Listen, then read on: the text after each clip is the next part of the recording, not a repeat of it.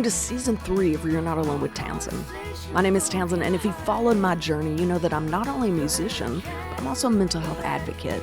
I use my platform to help spread awareness, love, build community, and simply help people feel less alone in their struggles. In the last couple of years, I've had the chance to interview people from all over the world about a huge variety of mental health topics, and I cannot thank each of you enough for helping us continue to shine a light on the world. Every other week this season, we're bringing you the best interviews we've had.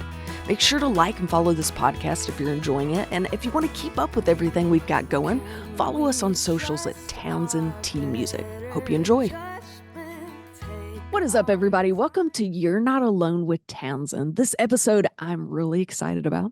We're going to be talking about a topic that we have not touched on before in the last 3 seasons of this podcast. We're going to be talking about albinism, or as people know, being albino, which I find fascinating. I think it is beautiful. I see pictures of people on social media and I just am fascinated by it. So we're going to be talking about that today. Our guest today is Fleur. Did I say it correct at all? Very well. Yeah. I'm going to let you introduce yourself. She's actually not from America. We were talking earlier how she is Dutch, which again is just fascinating. So share anything you would like with me and my listeners. Where do you live? What's your job, your age, whatever you'd like to share. Are you enjoying this conversation? This project is funded by patrons and sponsors, so if you like what you hear and you'd like to help us continue changing lives in 2024, we would love to have you join the family.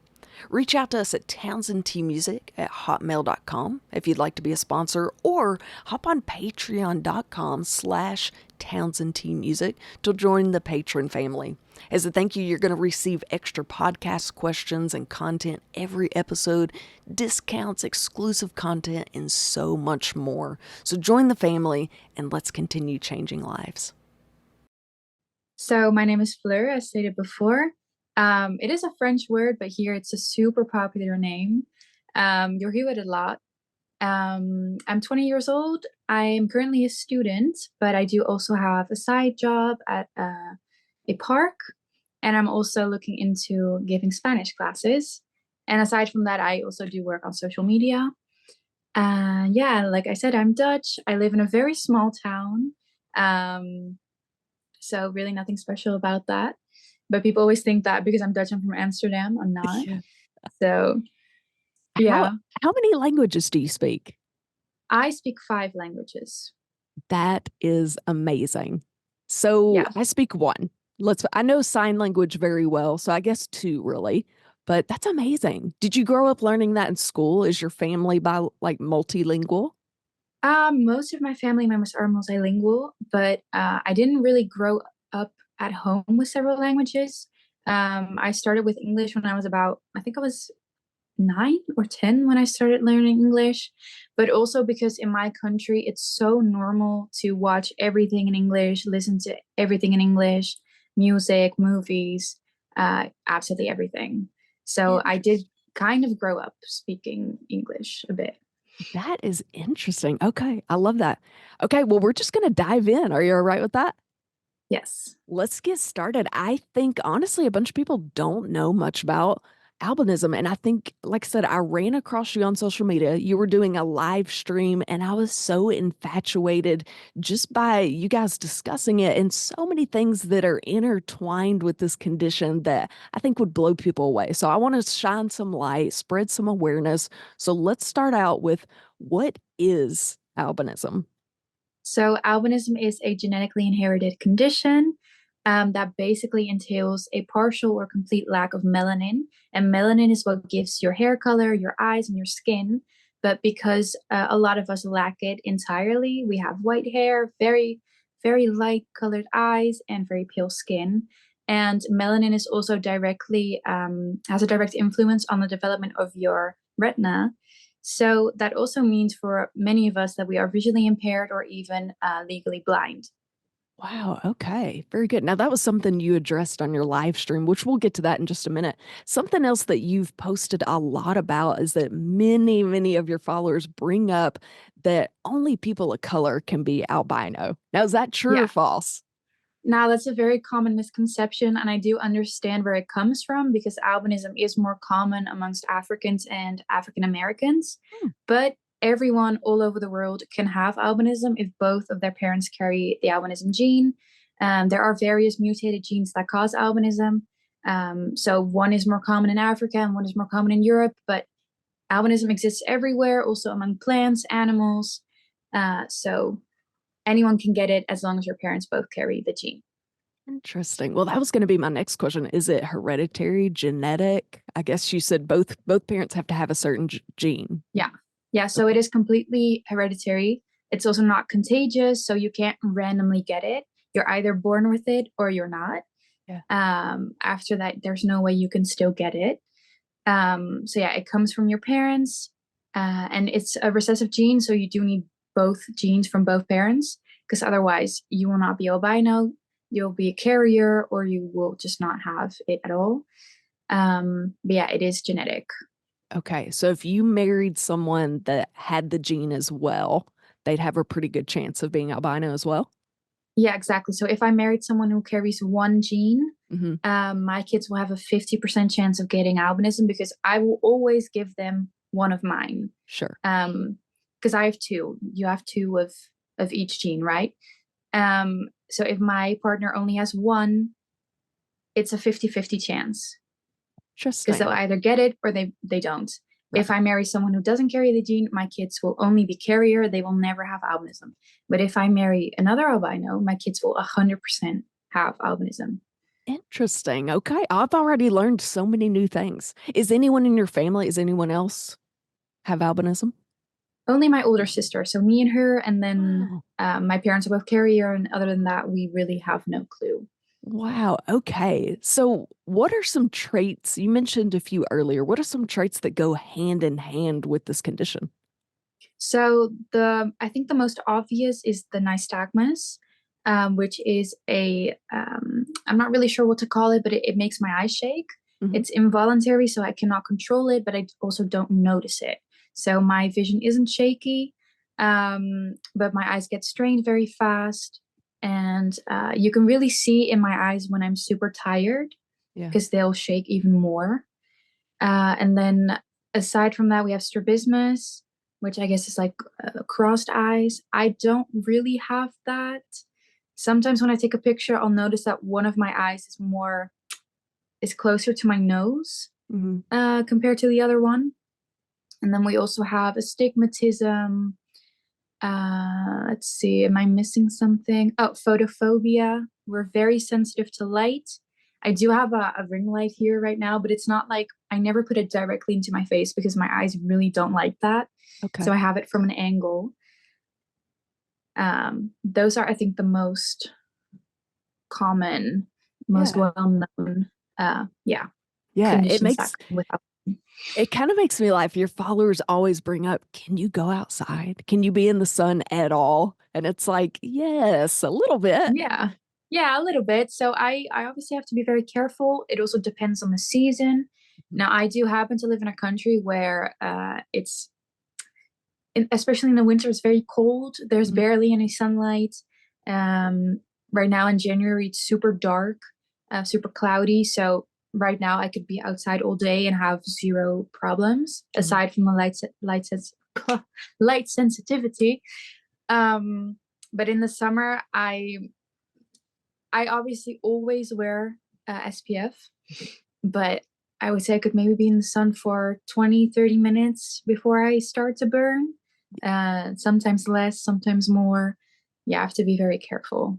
Yeah, you just have to be a little careful. But yeah, of course you can go outside. Yeah, I love that people ask the same things and you're just so patient with answering people. So I appreciate that because it is something you don't see all day, every day, and people just want to hear a little bit more and learn a little bit more about it.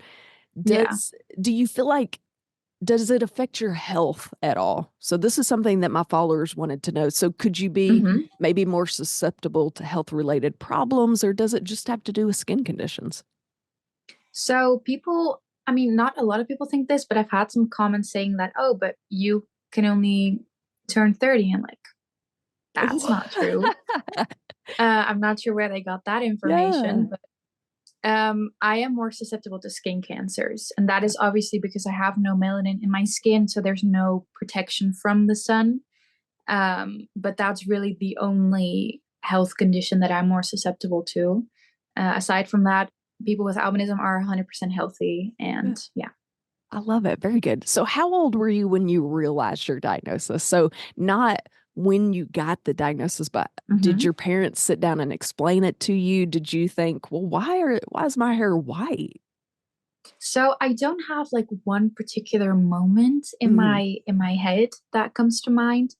Um, because obviously I was diagnosed as a baby, Hmm. and ever since then, or at least for as long as I can remember, I've known that I have albinism.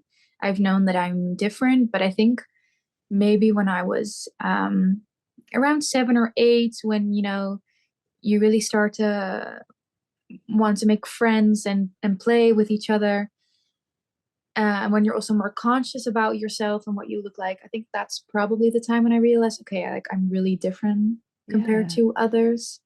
Because I can't stay in the sun as long as they can. I have to be more careful. Um, but I don't, there wasn't like one specific moment I would say that made me realize. Yeah. Um, Do you feel like it brought you and your sister closer together, both having that? Maybe a little bit, but to Yeah. be honest, the two of us, we don't really talk Mm. about having albinism. I think because it's so normal for us and we're so used to it. Because also people in my surroundings, they never bring it up. Yeah. And they also always tell me, you're just Fleur. Like Yeah. we don't really see the albinism anymore. It's something that you see when we first meet you, but after that, it's not really a factor. Like we don't really Yeah. think about it. Yeah. And I think for Absolutely. my sister, it's the same. We don't really, I don't know, it's just normal for us. We don't really talk about it. Not Yeah. as much. Yeah, absolutely. I love you were super vulnerable. There was a post, I believe it was you or the girl that you were doing the live stream with, but you talked about how at one point it was interesting that children used to make fun of you for white eyebrows, but now people are dyeing their eyebrows white. And so how Yeah. that kind of came full circle. Yeah, because that was interesting to me because I realized that a little while ago because it has been popular for maybe a year Hmm. or two to bleach your eyebrows. And I just thought to myself, wait a minute, Yeah. since when has that become a trend? Because I got bullied for mine. So Yeah. what is happening? I I think, like I said, I've met a few people on social media, and I think it is beautiful. Like people would pay so much money to dye their hair the color that yours is and have long eyelashes that are white and beautiful. So I find it beautiful. It's crazy to me that people would pick on you or make fun of you, but kids can be mean. Yeah, exactly. And Because they don't know. especially no, some just aren't really aware of Yeah. the impact that their words have on others, and in many cases, it's all just to look cool or Yeah. to fit in, like they're insecure themselves about something that they have, and they're projecting onto you because you're an easy target because you stand out.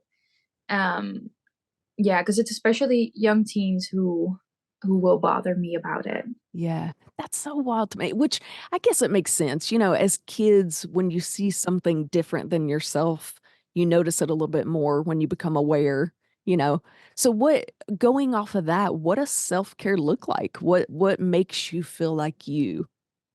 So I really like to do makeup, but in my own way. Yeah, Because before I used to do makeup to hide my albinism, and now I do it more to accentuate it I or to love it. even play with my eyelashes. Yeah. Because I do a bunch of these fun colors on them. Um, and also just, I don't know, taking care of myself. I like to read, I like to listen to music to calm my mind. Um, I would say that. Yeah, I love that so much. When you were younger, did you ever dye your hair to try to keep it from being white? Yeah, I did. When I Yeah. was the day before I turned 12, because I Uh-huh. was about to go into secondary education, what would be, I guess, middle school, high school, I dyed it chocolate brown. Wow. And my reasoning for this was because I wanted to be normal. Oh. I didn't want to get bullied in middle school, high school. I just wanted to fit in, and I didn't want to stand out, and that's why I did it. It didn't quite help because, white roots are quite vicious. Yeah. And I had to draw on my eyebrows and put on mascara every single day. And at that time, I didn't like makeup Yeah. because the sole purpose of makeup at that time was to hide myself and not to play with it or accentuate my features with it. It was just to hide my albinism. So yeah, I had it brown for about 2 years, I think, Wow. more or Goodness. less, and then I started to grow it back out. Yeah, I love that. I think that is such an amazing message. And again, I love just how vulnerable you are on your social media, talking about how, just like you worded it, you used to use makeup to hide yourself, and now it's to accentuate yourself, which I absolutely love. And I absolutely support that. I'm so glad that you see the beauty that everybody else does, right? I feel like all your Yeah. followers are like, oh my gosh, like you're beautiful. And Hmm.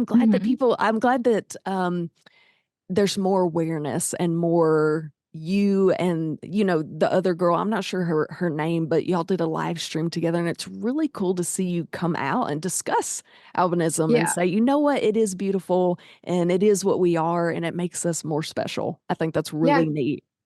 Because you know what it is? A few years ago, I don't think there were many albino influencers on TikTok. Absolutely. Um, that community has absolutely grown. And I think that's also partially because of Kayla, because that was the girl I was doing a live with. Mhm. She also inspired me, at least, to start my TikTok. But now there are so many creators with albinism who are spreading awareness and making videos about what it is and what it's like to have albinism. Because really in schools they don't educate anyone on albinism. At least Mm-mm. in my school they didn't. Yeah. Um, maybe I had one biology class where it was mentioned, and it wasn't even about humans. It was about, I think, animals. Oh, wow. Um, so we're really not taught about albinism, and I think that's also why so many misconceptions still exist. Mm. Um, so yeah, it's good that there are finally people out there who educate and who make um, even fun videos about albinism, um, to help people, I guess, get to know the topic a bit more. Absolutely. And that's why we do this podcast. I speak with people all over the world about all different diagnoses and conditions and tips and tricks, basically just to spread awareness and be like, look, this is what this is. It's okay. We all have something. Yeah. And as a matter of fact, like you put it, it's what makes you you. And I think that's wonderful. So what do you wish people took away from this podcast? What do you wish people knew about albinism? Um, I think there are a few things that I would like people to know, and the first thing being that albinism is a spectrum, just like many other conditions. There's no one specific idea of what an albino should look like, because a lot of people, imagine me, or even someone with red eyes, which Mhm. is also kind of a myth. And because a lot of people just have this one specific idea of what it looks like, when there are many variations and many types of albinism. You don't have to have white hair like me. Some have ginger hair, or some have light brown hair. Some have green eyes, some have blue eyes like me, some have eyes that appear red or purple because of the blood at the back of the eye. There are so many different people with albinism who look nothing alike.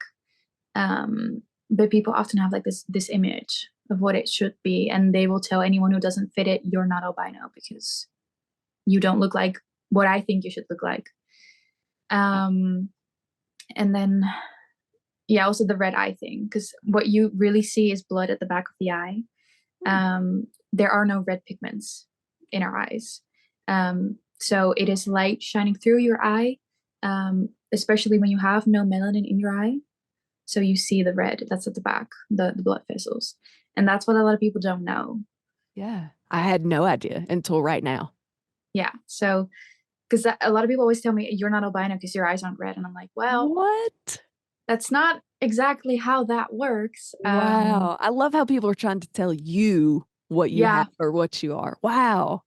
People on my TikTok constantly like, "You're not albino because What? because you're European, or you don't have red eyes, or you're not pale enough." And I'm like, well, I mean, go talk to my doctor if you want, but Wow. Yeah, people yeah, are ruthless. Wow, goodness. There's always going to be yeah, somebody out there. yeah, Yeah, well, I appreciate all that you do. And like I said, I found you on social media, and it has been so cool watching your journey and everyone else's journey. Like I said, just social media can be a bad thing, but I think it's been yeah, so great as far as spreading awareness and people being able to hop on like you and Kayla and say, hey, listen, it's okay to have this. And as a matter of yeah. fact, it's a wonderful thing and it makes you who you are. Where did you find the most support and maybe information? I would say we have a group chat on Snapchat with a bunch of girls with albinism. Kayla's the one who started it Oh, actually, and that's also wow. how she found me and how we connected. Um, I'm not sure how many members we have at this point, but we're constantly sharing our experiences, our tips, um, and for example, also about makeup, but also about what we deal with, because some of us have more troubles than others, and we talk about it. And when we're not sure about something, we look it up or we discuss it. And I think I've gotten probably the most information from them. um yeah, and also just Google is also helpful, but you have to be careful Yeah.